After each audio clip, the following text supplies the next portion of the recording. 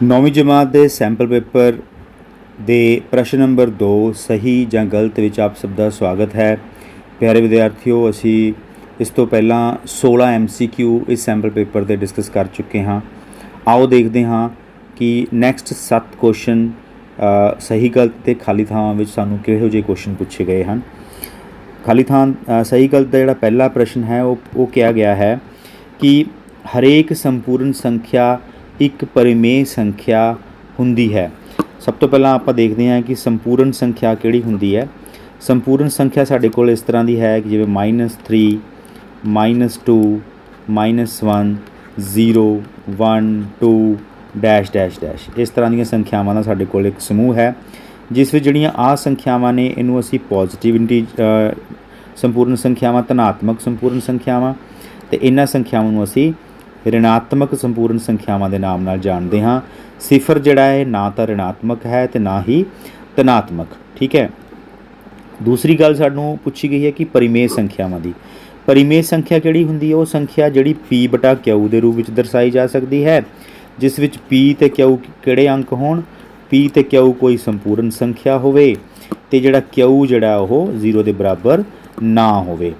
ठीक है। क्वेश्चन के अनुसार की कहा गया कि हरेक संपूर्ण संख्या परिमेय संख्या हुंदी है। ये कथन सही है कि गलत? असीं इहदे बारे चर्चा करनी है। जे किसी असीं संपूर्ण संख्यावां नूं परिमेय संख्यावां कहना है तो परिमेय संख्या की की कंडीशन है कि उन्हां दा P/Q दे फॉर्म में लिखा जाना चाहिए है। कोई भी जिहड़ी परिमेय संख्या है जिवें -3 है, जे असीं इहदा डिनोमीनेटर लिखना चाहिए तो डिनोमीनेटर जिहड़ा हर की होएगा 1 होएगा। सो इसका मतलब हरेक संपूर्ण संख्यावां नूं असीं P/Q दे रूप में दर्शा सकते हाँ। इसलिए हरेक संपूर्ण संख्या परिमेय संख्या हुंदी है। ये कथन की है? सही कथन है। ठीक है, ये कथन सही है। नैक्सट क्वेश्चन देखते हाँ। नैक्सट क्वेश्चन च कहा गया है कि 4y² + 5y एक 3 घाती बहुपद है। 3 घाती बहुपद देखो, ये जिहड़ी साडे कोल बहुपद दित्ती हुई है, इहदे च y चल दी सब तो वड्डी घात कितनी है? सब तो वड्डी घात इत्थे 2 है। ठीक है। 3 घाती बहुपद किहड़ी हुंदी है? जिस विच चल दी सब तो वड्डी घात 3 होवे, पर इत्थे सब तो वड्डी घात 2 है। इस करके यह 3 घाती बहुपद नहीं, यह 2 घाती बहुपद है, इसलिए यह कथन गलत है। ठीक, चलो नैक्सट क्वेश्चन असीं देखते हाँ। नैक्सट क्वेश्चन च कहा गया है कि वर्गमूल 7/5 एक परिमेय संख्या है, अपरिमेय संख्या है। वर्गमूल 7 जिहड़ा है इन्हूं सैपरेट जे लिखना होए तो एक इहदे अंदर जिहड़ा अंक है यह पूर्ण वर्ग नहीं है। पूर्ण वर्ग मीन जिवें 4 है, 9 है, 16 है, ये संख्यावां की है? पूर्ण वर्ग ने। जे मैं वर्गमूल 4 लिखना होवे तो इसका आंसर आएगा 2, एक परिमेय संख्या बन जाती है। जे वर्गमूल 9 लिखना होए तो इसका आंसर आएगा 3, ये भी एक परिमेय संख्या बनती है। जे वर्गमूल 16 लिखना होवे इसका आंसर आएगा 4, ये भी एक परिमेय संख्या है। कहने का अर्थ है कि जेकर साडे कोल वर्गमूल के अंदर कोई पूर्ण वर्ग संख्या नहीं है तो जिहड़ा वो संख्या होएगी वो परिमेय संख्या ही रहेगी। सो ये वर्गमूल के अंदर पूर्ण वर्ग संख्या में नहीं है, वो एक परिमेय संख्या ही है। ये कथन की है? सही कथन है। चलो नैक्सट देखते हाँ।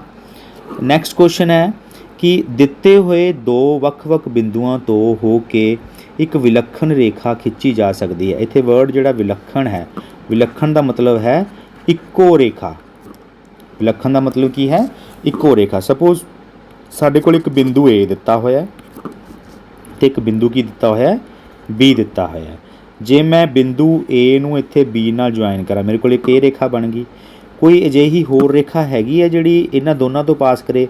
जे मैं इधरों कोई रेखा निकालदा तो यह बिंदु A चों निकलती है, बिंदु B चों नहीं पास हो रही। जे मैं इधरों कोई रेखा निकालदा तो यह भी बिंदु B चों निकलती है, A चों नहीं निकलती।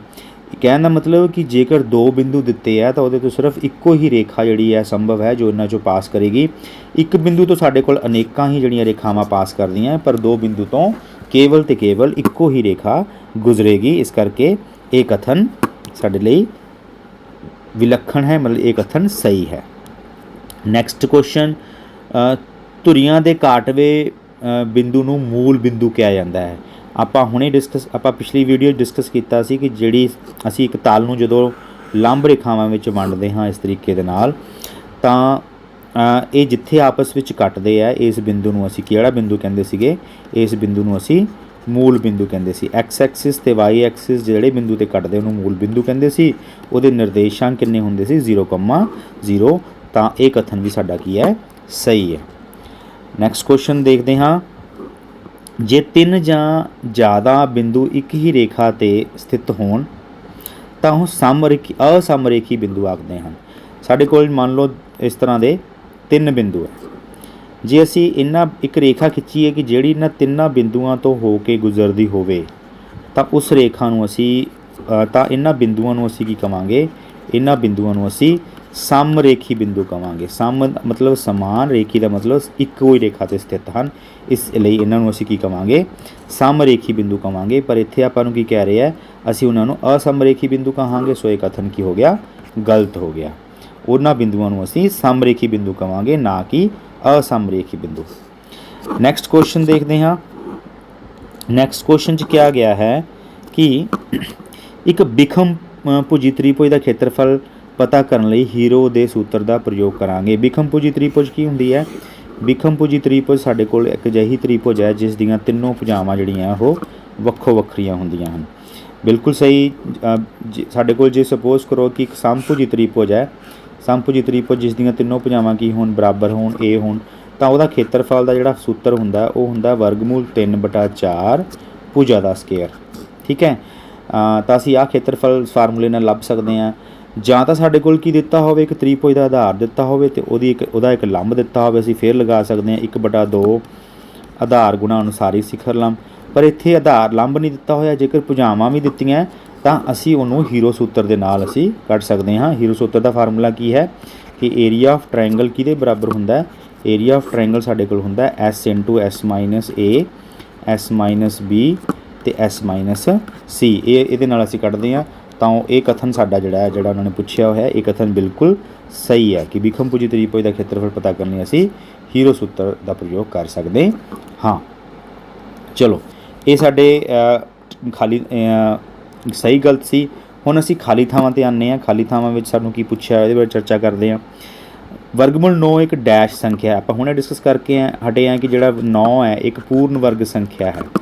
ਪੂਰਨ ਵਰਗ ਸੰਖਿਆ ਹੈ। ਪੂਰਨ ਵਰਗ ਦਾ ਮਤਲਬ ਹੈ ਕਿ ਜਿਹੜੇ ਇਹਦੇ ਅਭਾਜ ਗੁਣਨਖੰਡ ਹੋਣਗੇ, ਅਭਾਜ ਗੁਣਨਖੰਡ ਉਹ ਜੋੜਿਆਂ 'ਚ ਆਉਣਗੇ। 3 × 3 ਲਿਖ ਸਕਦੇ ਹਾਂ। ਤਾਂ ਇਹਦਾ ਮਤਲਬ ਇਹਦਾ ਆਨਸਰ ਕਿੰਨਾ ਆਏਗਾ? 3 ਆਏਗਾ। ਸੋ ਜੇ 3 ਹੈ, 3 ਕਿਹੜੀ ਸੰਖਿਆ ਹੈ? ਇਹ ਇੱਕ ਪਰਿਮੇਯ ਸੰਖਿਆ ਹੈ। ਕਿਹੜੀ ਸੰਖਿਆ ਹੈ? ਇੱਕ ਪਰਿਮੇਯ ਸੰਖਿਆ ਵੀ ਹੈ, ਇਹ ਪ੍ਰਾਕ੍ਰਿਤਿਕ ਸੰਖਿਆ ਵੀ ਹੈ, ਪੂਰਨ ਸੰਖਿਆ ਵੀ ਹੈ ਅਤੇ ਸੰਪੂਰਨ ਸੰਖਿਆ ਵੀ ਹੈ। ਅਤੇ ਲਾਸਟ ਵਿੱਚ ਅਸੀਂ ਇਹਨੂੰ ਇੱਕ ਪਰਿਮੇਯ ਸੰਖਿਆ ਵੀ ਕਹਿ ਸਕਦੇ ਹਾਂ। ਤਾਂ ਇੱਥੇ ਆਨਸਰ ਕੀ ਆ ਜਾਏਗਾ? ਇਹ ਵਰਗਮੂਲ 9 ਇੱਕ ਪਰਿਮੇਯ ਸੰਖਿਆ ਹੈ। ਨੈਕਸਟ ਕੁਐਸਚਨ ਦੇਖਦੇ ਹਾਂ। ਨੈਕਸਟ ਕੁਐਸਚਨ ਹੈ ਕਿ ਯੂਕਲਿਡ ਦੀ ਧਾਰਨਾਵਾਂ ਦੀ ਗਿਣਤੀ। ਯੂਕਲਿਡ ਨੇ ਕਿੰਨੀਆਂ ਮੂਲ ਧਾਰਨਾਵਾਂ ਦਿੱਤੀਆਂ? ਯੂਕਲਿਡ ਨੇ ਸਾਨੂੰ 5 ਮੂਲ ਧਾਰਨਾਵਾਂ ਦਿੱਤੀਆਂ ਹੋਈਆਂ ਹਨ। ਠੀਕ ਹੈ। ਯੂਕਲਿਡ ਨੇ ਸਾਨੂੰ ਇੱਕ ਦਿੱਤਾ ਹੋਇਆ ਸੀ ਸਵੈ ਸਿੱਧ ਦਿੱਤੇ ਹੋਏ ਸੀ। ਠੀਕ, ਸਵੈ ਸਿੱਧ ਜੋ ਕਿ ਅਟਲ ਸੱਚਾਈਆਂ ਨੇ, ਜੋ ਕਿ ਕੇਵਲ ਮੈਥ ਵਿੱਚ ਨਹੀਂ ਲੱਗਦੀਆਂ, ਹਰ ਵਿਧਾ ਵਿੱਚ ਇਹ ਸਟੇਟਮੈਂਟ ਯੂਜ਼ ਹੁੰਦੀਆਂ। ਅਤੇ ਕੁਝ ਮੂਲ ਧਾਰਨਾਵਾਂ ਦਿੱਤੀਆਂ, 5 ਮੂਲ ਧਾਰਨਾਵਾਂ ਦਿੱਤੀਆਂ ਜਿਹੜੀ ਕਿ ਕੇਵਲ ਅਤੇ ਕੇਵਲ ਗਣਿਤ ਨਾਲ ਸੰਬੰਧਿਤ ਨੇ। ਇਸ ਲਈ ਯੂਕਲਿਡ ਦੀਆਂ ਧਾਰਨਾਵਾਂ ਦੀ ਗਿਣਤੀ ਕਿੰਨੀ ਹੈ? 5 ਮੂਲ ਧਾਰਨਾਵਾਂ ਦਿੱਤੀਆਂ ਹੋਈਆਂ ਨੇ। ਨੈਕਸਟ ਕੁਐਸਚਨ ਦੇਖਦੇ ਹਾਂ। ਨੈਕਸਟ ਕੁਐਸਚਨ ਦਿੱਤਾ ਹੋਇਆ ਕਿ ਐਕਸ ਧੁਰੇ 'ਤੇ ਸਥਿਤ ਕਿਸੇ ਬਿੰਦੂ ਦਾ ਕੋਟੀ। ਅਸੀਂ ਜਾਣਦੇ ਹਾਂ ਕਿ ਜਿਹੜਾ ਨਿਰਦੇਸ਼ਾਂਕ ਵਿੱਚ ਜਿਹੜੀ ਐਕਸ ਦੀ ਵੈਲਿਊ ਹੁੰਦੀ ਹੈ ਅਸੀਂ ਉਹਨੂੰ ਕੀ ਬੋਲਦੇ ਹਾਂ? ਅਸੀਂ ਉਹਨੂੰ ਭੁਜ ਬੋਲਦੇ ਹਾਂ। ਅਤੇ ਜਿਹੜੀ ਵਾਈ ਦੀ ਵੈਲਿਊ ਹੁੰਦੀ ਹੈ ਅਸੀਂ ਉਹਨੂੰ ਕੀ ਬੋਲਦੇ ਹਾਂ? ਕੋਟੀ ਬੋਲਦੇ ਹਾਂ। ਜੇ ਕੋਈ ਬਿੰਦੂ ਐਕਸ ਧੁਰੇ ਦੇ ਉੱਪਰ ਸਥਿਤ ਹੈ ਤਾਂ ਉਹਦਾ ਜਿਹੜਾ ਐਕਸ ਦਾ ਮੁੱਲ ਕੀ ਹੋਏਗਾ ਅਤੇ ਵਾਈ ਦਾ ਮੁੱਲ ਕੀ ਹੋਏਗਾ? 0 ਹੋਏਗਾ। ਕੁਐਸਚਨ ਕੀ ਪੁੱਛਿਆ ਗਿਆ ਹੈ? ਕੁਐਸਚਨ ਪੁੱਛਿਆ ਗਿਆ ਹੈ ਕਿ ਐਕਸ ਧੁਰੇ 'ਤੇ ਸਥਿਤ ਕਿਸੇ ਬਿੰਦੂ ਦਾ ਕੋਟੀ ਕੀ ਹੋਏਗਾ? 0 ਹੁੰਦਾ ਹਮੇਸ਼ਾ। ਠੀਕ, ਐਕਸ ਧੁਰੇ 'ਤੇ ਕੋਈ ਬਿੰਦੂ ਸਥਿਤ ਹੈ ਤਾਂ ਉਹਦਾ ਕੋਟੀ 0 ਹੋਏਗਾ। ਵਾਈ ਧੁਰੇ 'ਤੇ ਜੇ ਕੋਈ ਬਿੰਦੂ ਸਥਿਤ ਹੈ ਤਾਂ ਉਹਦਾ ਭੁਜ 0 ਹੋਏਗਾ। ਸੋ ਇਹਦਾ ਆਨਸਰ ਹੈ 0। ਨੈਕਸਟ ਕੁਐਸਚਨ ਹੈ ਕਿ ਇੱਕ ਬਿੰਦੂ ਤੋਂ ਡੈਸ਼ ਰੇਖਾਵਾਂ ਖਿੱਚੀਆਂ ਜਾ ਸਕਦੀਆਂ ਹਨ। ਆਪਾਂ ਹੁਣੇ ਡਿਸਕਸ ਕੀਤਾ ਕਿ ਜੇ ਇੱਕ ਬਿੰਦੂ ਹੈ ਤਾਂ ਇਹਦੇ ਤੋਂ ਮੈਂ ਅਣਗਿਣਤ ਰੇਖਾਵਾਂ ਜਿਹੜੀਆਂ ਉਹ ਖਿੱਚ ਸਕਦਾ। ਸੋ ਇੱਕ ਬਿੰਦੂ ਤੋਂ ਕਿੰਨੀਆਂ ਰੇਖਾਵਾਂ ਖਿੱਚੀਆਂ ਜਾ ਸਕਦੀਆਂ? ਅਨੇਕਾਂ ਰੇਖਾਵਾਂ ਜਾਂ ਅਣਗਿਣਤ ਰੇਖਾਵਾਂ ਖਿੱਚੀਆਂ ਜਾ ਸਕਦੀਆਂ ਹਨ। ਜੇ ਦੋ ਰੇਖਾਵਾਂ ਇੱਕ ਦੂਜੇ ਨੂੰ ਕੱਟਦੀਆਂ ਹਨ ਤਾਂ ਡੈਸ਼ ਕੋਣ ਬਰਾਬਰ ਹੁੰਦੇ ਹਨ। ਦੋ ਰੇਖਾਵਾਂ ਜੇ ਮੰਨ ਲਓ ਸਪੋਜ਼ ਕਰੋ ਇੱਕ ਰੇਖਾ ਆ ਕੱਟਦੀ ਪਈ ਹੈ, ਇੱਕ ਰੇਖਾ ਨੂੰ ਆਹ ਰੇਖਾ ਇੱਕ ਕੱਟਦੀ ਪਈ ਹੈ, ਤਾਂ ਜਿਹੜੇ ਇਹਨਾਂ ਦੇ ਸਿਖਰ ਦੇ ਸਨਮੁਖ ਕੋਣ ਹੁੰਦੇ ਆ ਕੋਣ ਇਹਦੇ ਬਰਾਬਰ, ਤੇ ਜਿਹੜਾ ਇੱਕ ਕੋਣ ਦਿਸ ਵਨ ਇਹ ਕੋਣ ਇਹਦੇ ਬਰਾਬਰ। ਕੋਣ ਇੱਕ ਕਿਹਦੇ ਬਰਾਬਰ ਹੋਏਗਾ 2 ਦੇ ਹੋਏਗਾ, ਤੇ ਕੋਣ 3 ਕਿਹਦੇ ਬਰਾਬਰ ਹੋਏਗਾ 4 ਦੇ ਬਰਾਬਰ ਹੋਏਗਾ। ਸਿਖਰ ਸਨਮੁਖ ਕੋਣ ਦੇ ਨਾਲ ਇਹ ਕੋਣ ਜਾਣੇ ਜਾਂਦੇ ਹਨ। ਤਾਂ ਜਿਹੜਾ ਇਹਦਾ ਸਹੀ ਉੱਤਰ ਹੈ, ਦੋ ਰੇਖਾਵਾਂ ਇੱਕ ਦੂਜੇ 'ਤੇ ਕੱਟਦੀਆਂ ਹਨ ਤਾਂ ਇਹਨਾਂ ਦੇ ਸਿਖਰ ਕਿਹੜੇ ਕੋਣ ਬਰਾਬਰ ਹੋਣਗੇ, ਸਿਖਰ ਸਨਮੁਖ ਕੋਣ, ਸਿਖਰ ਇਹਨਾਂ ਦੇ ਸਿਖਰ ਸਨਮੁਖ ਕੋਣ ਬਰਾਬਰ ਹੋਣਗੇ। ਨੈਕਸਟ ਕੁਐਸਚਨ ਦੇਖਦੇ ਹਾਂ।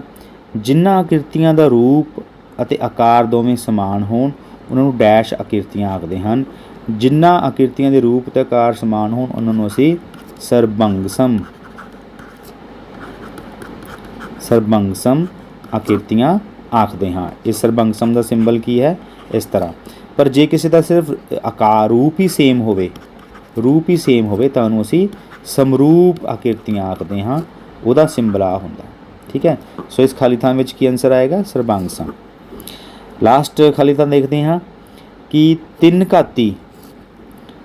ਘਾਤ ਵਾਲੇ ਬਹੁਪਦ ਨੂੰ ਡੈਸ਼ ਕਹਿੰਦੇ ਹਨ। ਤਿੰਨ ਘਾਤ ਵਾਲੇ ਬਹੁਪਦ ਨੂੰ ਕੀ ਕਹਿੰਦੇ ਹੈ, ਤਿੰਨ ਘਾਤੀ ਬਹੁਪਦ।